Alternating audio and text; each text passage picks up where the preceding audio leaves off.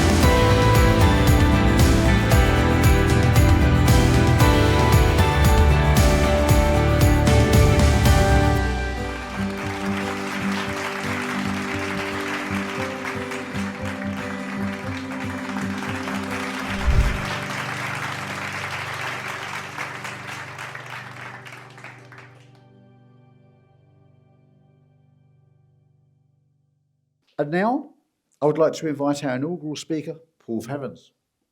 He is a distinguished professional blending leadership, ministry, and careers in electronics, engineering, automation, and financial planning.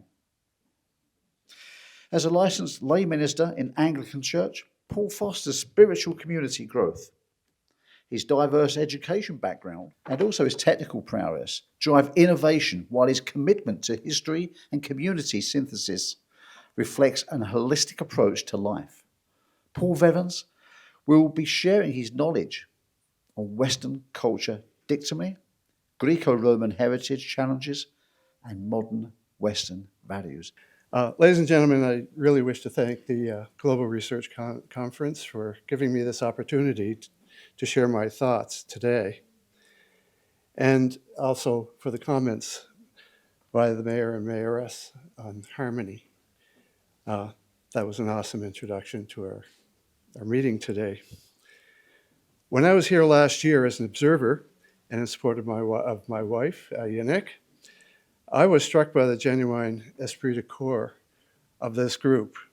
In fact, it was impressed upon me by almost every speaker, regardless of who they were, how deeply spiritual was their essence.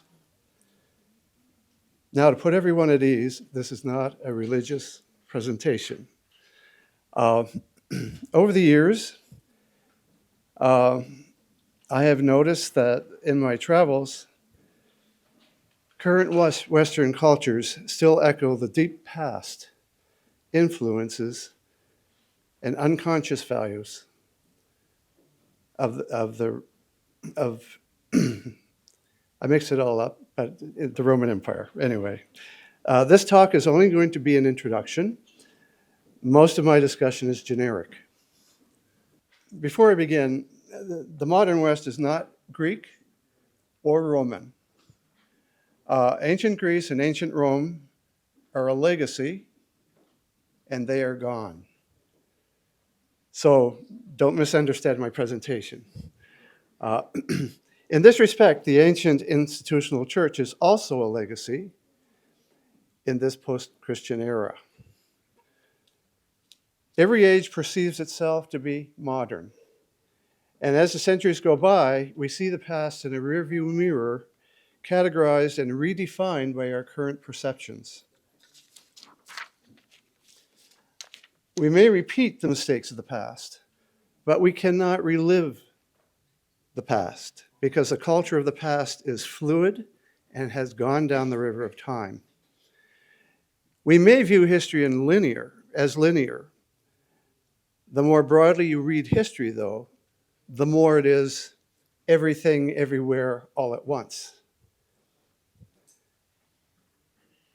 As one culture touches another, it creates ripples, and even the viscosity of the culture it touches may change.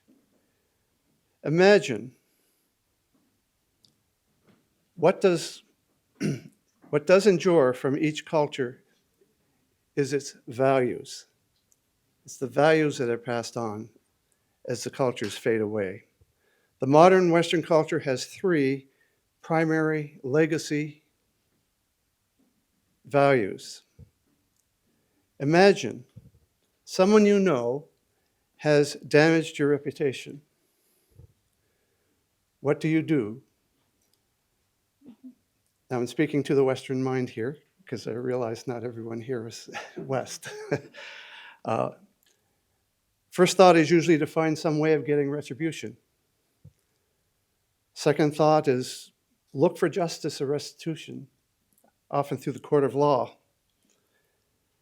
The third thought, for some, is to pray for divine intervention and resolution, beginning with forgiveness.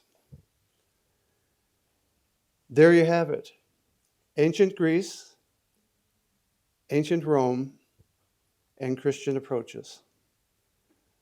These Western mindsets are all in the same mind at the same time. And the individual has to choose one. Today we live far removed from our Greek and Roman heritage by hundreds and even thousands of years. Yet in the modern Western mind, ancient Rome still looms large. Look at the room that we're in. The architecture is Roman. It's 1,000 years since the Romans were here, but we never cease to honor our Roman heritage. So it's a kind of cultural nostalgia, maybe even a romance with the past. And like many romances, we are blinded by our affection and our selective memory. However, in the course of the rise and disintegration of the Roman Empire, another empire rose from within, whose ethics and values were contradictory to classic Rome, the institution of the Christian church. The church politically and culturally grew stronger as the Roman Empire faded away. Long before, Rome had already been infused with another foreign culture, and that was the ancient Greeks, what historians call Hellenism. Together, these three empires constitute and infuse the Western cultures of Europe and were exported around the world during colonialism. Outside of the Western genre, Greece and Rome and even Christendom may be more of an academic interest, the way most of us currently look at ancient Egypt and the Aztecs. Very unique cultures, very fascinating, but not integral to our heritage. Our modern Western cultures incorporate the influences and values of ancient Greek, Roman, and Christian cultures. The roots of these cultures are blended together like strands of rope, but also create contradictions in Western thought and values. However, add to this that what we call the modern age, with the influences of the Industrial Revolution, the applications of science, modern democracy, influence of modern philosophers, and of course capitalism, the social sciences, modern medicine, and proper astronomy, new communications, which we were talking about earlier. Rome and Greece have gotten far, far away, and yet the values are still in our minds. Let's define culture. I spent a year of my youth as a cheesemaker. Caught you by surprise, didn't I? The term culture is used in that process. Without culture, there is no cheese. And in this case, culture is an environment where something lives and evolves, or it dies. Culture is not civilization. Civilizations rise and fall. Culture is the fabric of the society, the fabric of the civilization, which may survive long after the political, economic, and military structure is gone. Most of the time, religion is tied to the culture as well. Values tend to have either religious or philosophical roots, or somehow they get mixed together. The flow of culture is not fixed in time or place. Cultures are fluid, like social and political structures, unlike social and political structures, and move through time and space. And by space, I mean geography. So moving on to my thesis, the first great influence of modern Western mind were the ancient Greeks. And we know that got spread widely by Alexander of Macedonia when he gathered all those Greek states together that never got along and went after his favorite enemy, the Persians. In the course of pursuing the Persians, he was a little ambitious and took the Middle East and Egypt with him. And I would usually have a map up at this point, so it would illustrate what I'm talking about. So the Greeks made important contributions in that part of the world. Their philosophy, mathematics, astronomy, medicine, and literature, although astronomy, medicine, and math actually came from Persia to the Greeks and then back to the Persians. But what we mostly remember the Greeks by is sculpture, architecture, philosophy. A big part of being a Greek was a strong sense of individualism. And that was all tied to their polytheistic worldview. The Greeks are also known for their pantheon of gods, which in their own legends were a rather dysfunctional family of super beings, and reflected in the way their worshippers reinvented their lives according to the culture of their gods. My apology there. My point here that I was leading to is that today we see superheroes, all kinds of superheroes, movies, books, comic books, and so on. And where did that inspiration come from? The Greek pantheon. And the kids love it. The adults love it. These are people that can fly. They have special powers. They don't get along. Sounds all very familiar, doesn't it? In Greece, there was no separation of religion and state. Mythology was central to their Greek culture. And that's what they passed on to the Romans. So Greece at that time is called Helle, and therefore where Alexander went, the Greek culture went, and it was known as Hellenism. Now the Hellenist culture in the Middle East sustained two cultural blows. And first was the Romans, and then was the Ottomans. And I'm picking up in the middle of my presentation because I gave most of it this morning actually, so I shouldn't be too long. But I want to reiterate one comment that I made, that the flow of culture is not fixed in time or place. Cultures are fluid, and unlike social and political structures, they move through both time and space. And when I say space, I mean geographically. And we'll see that in some of the illustrations here. So my title, as you can see, is The Western Dichotomy, in other words, contradiction, the Greco-Roman heritage challenges to Western values. And yes, Greece is gone, ancient Greece is gone, ancient Rome is gone, but the values of those cultures are still with us. So the modern Western mind incorporates three separate value systems today, left over from hundreds and even thousands of years. Ancient Greece, which we know as Hellenism, if you look at history. Ancient Rome, which is constantly presented to us in movies and books. And as I was doing research for this, I couldn't believe how much was still being spoken about the Roman Empire. And I felt like, I was going to be almost redundant trying to say anything at all. And finally, some form of Christianity keeps working its way through the centuries into our present time. These are three different value systems that do not get along. We think they get along because if you speak the value system of the ancient Greek, you say, yes, yes, I agree with that. That's the way to think. And then if you use Roman logic, oh yeah, that sounds right too. But already you have a contradiction. And then you add Christianity starting around 400 AD, and once again you have a third contradiction in the same culture, in the mindset of how people make value-based decisions. And as I have mentioned here, they are not compatible. So one has to really decide which value system in a given circumstance they're going to run with. The illustration I gave earlier this morning, it's like a rope. 3 strands of rope woven together, so it looks like one. Western culture looks like one piece, but it's 3 pieces. Just in continuing, not everybody's interested in history. And then there are people who are interested in history. Most people say they don't like history because of the dates.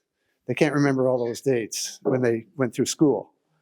And other people who really like history want to know the dates. So I said, I'll put all the dates on one slide. And during my introduction, which is gone now, you can look at the dates before I move on with my presentation. So thank you. The Greek Empire was never really an empire. Alexander, we know as Alexander the Great, Macedonian, kind of cobbled all the Greek states together, except Sparta, by the way, and went after the Persians because he had a grudge. And all the Greeks did too. So it wasn't about territorial expansion like Rome. It was about settling a score. And well, he was ambitious. So on his way to Babylonia and on his way to Persia, he took out the Middle East and Egypt along the way and made it all part of his great empire. The Macedonian Empire, by the way, not a Greek empire. As soon as he died, that empire died with him. It was divided into 4 parts by his generals. And you had the Seleucids and the Ptolemies and a couple more generals who took care of Greece and Turkey, modern-day Turkey. So this didn't last more than the lifetime of one man. But his legacy remained. His legacy was that where that Greek army went, where that Macedonian army went, Hellenism became the modus operandi, the primary cultural influence throughout the region. It didn't kill the local language. It didn't kill the local customs. But literature and language, as far as administration and the written word, all these things became Greek, Hellenic. And that created a problem for a little country here called Israel, because they had sort of an extreme view of being separate, and they did not like Hellenism at all. They wanted nothing to do with the Hellenic value system. They had survived the Assyrians and the Persians and the Babylonians and the Egyptians over the centuries and kept their own culture as pure as they could keep it. But during that time, after the Hellenization of the region, people wanted to modernize. Like today, they wanted to modernize, and some were starting to accept Hellenism as the way to go. The language, the customs, everything. So there were others who didn't want anything to change. And that created a civil war. This part we usually don't hear about.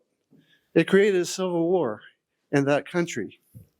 And the Romans were asked to come as peacekeepers. Bit of a surprise. They didn't come marching in on their own. they were actually invited to keep the peace. So as peacekeepers, of course, they created a new problem for the purity of the Jewish faith, or the purity of the Jewish culture. They weren't just fighting Hellenism, they were fighting Romanism. So they were battling with two very large cultures to keep their own. They were very, very separate from all the other countries who took the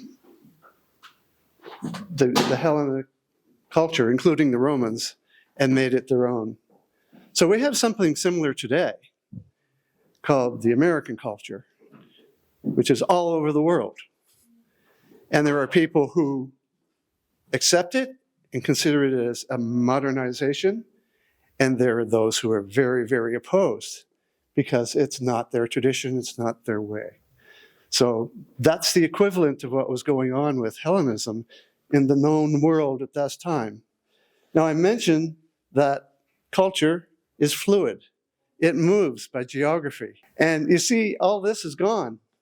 All that Macedonian influence is gone when the Romans came, because they weren't interested in taking on, well, I won't say they weren't interested in taking on Persia, because actually they continued taking on Persia, and they continued taking on Persia as the Parthians, who weren't Persians, but they kind of incorporated Persia at the time. So that geographic problem never went away, and it hasn't gone away today either. But Rome took the whole Hellenism very seriously. They loved the Greeks. You know, of all the countries and all the peoples that they overcame, they loved the Greeks. They brought the Greek teachers to Rome and to their villas, and to teach their children Greek, and to teach their children art, and to teach their children to write. And Rome became Hellenized. So you had the Roman Empire with its own set of values, the Roman values, totally infused by the Greek values, which was hundreds of years older than their own. And so they more or less, I said the word infused. So they didn't replace Roman values with Greek values. They simply allowed the Greek values to become part of their own culture. So Greek went east, and then it went west. And interestingly enough, in around 300 and something, 324 AD, Constantine moved the capital from Rome over to Constantinople, modern-day Constantinople. Byzantium is a construct, but by moving the capital there, Rome actually split into 4 parts. Sound familiar? Just like the Greek Empire.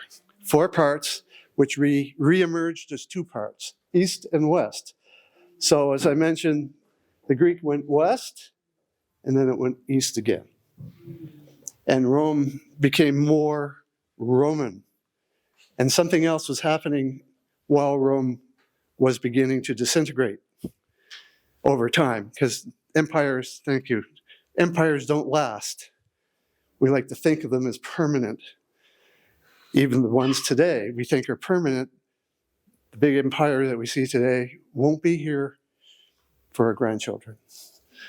So the Christian influence, which was brought from Jerusalem to Rome, much like Dr. Lena was talking about, everybody wanted to go to Rome. Just like people all want to go to North America today. They think it's the dream. Rome was not a dream. When you got to the city of Rome, it was a slum. So it wasn't that great. But that wouldn't be the vision from people in Galatia and Egypt and Macedonia, want to get to Rome. All roads lead to Rome. I'll be probably about 2 minutes over.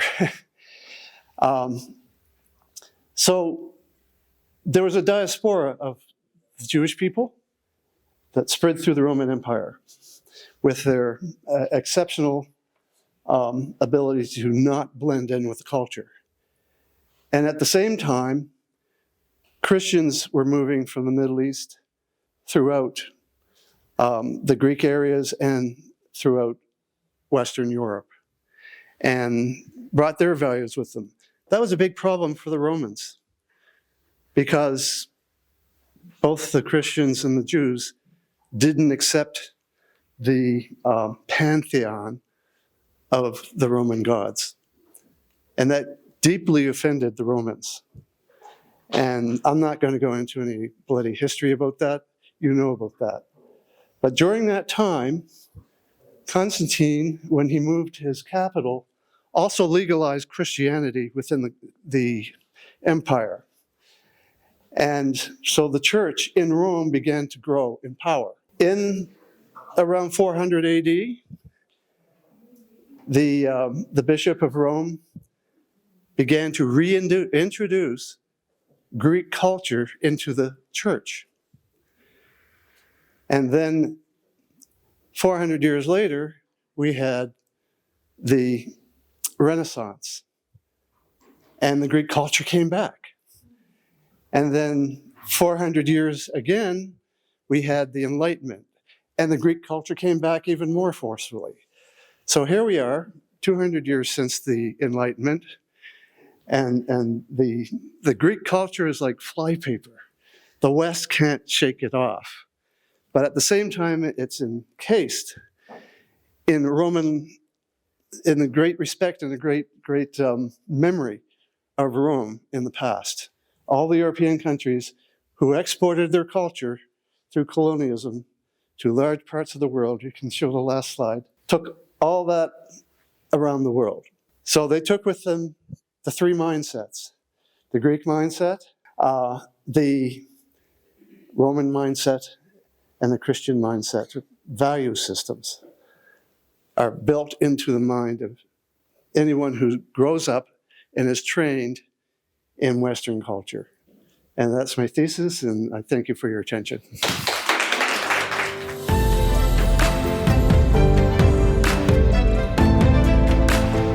Our next award goes to Paul Fevens.